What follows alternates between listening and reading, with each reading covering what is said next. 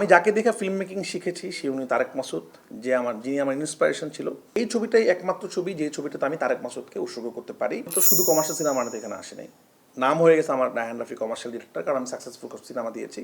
আমার একটা ভিশন আছে, আমি ইন্টারন্যাশনাল সিনেমা বানাতে চাই, সারা পৃথিবীর জন্য সিনেমা বানাবো।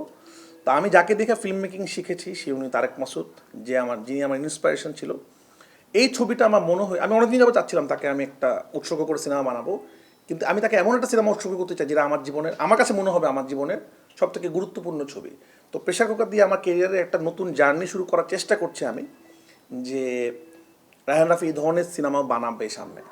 তো এবং এটা আমার প্রথম প্রযোজিত ছবি, আমার সাথে ফরিদুল সাগর ইমপ্রেস টেলিফিল্ম প্রডিউস করেছে।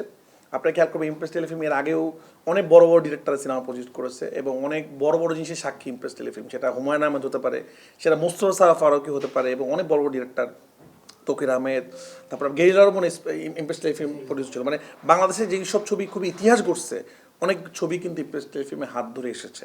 তো আমি গর্বিত যে আমি তাদের সাথে প্রথম প্রডিউসিং সিনেমা তাদের সাথে মার্চ করতে পারছি।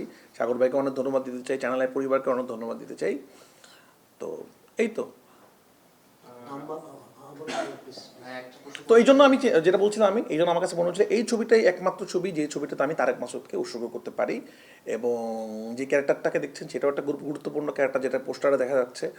তো এবং আমাদের সিনেমা শুরু হচ্ছে এরকম একটা দৃশ্য দিয়ে, এবং ওই দৃশ্যটা সবাই খুব প্রশংসা করছে যে সরিষা খ্যাত এবং সুন্দর একটা ছেলে দাঁড়ায় আছে, অনেকগুলো মহিলা দাঁড়ায় আছে, এটাই মধ্যে আমার সিনেমা গল্প লুকিয়ে আছে আসলে। তো আস্তে আস্তে রিভিল হবে ইনশাআল্লাহ।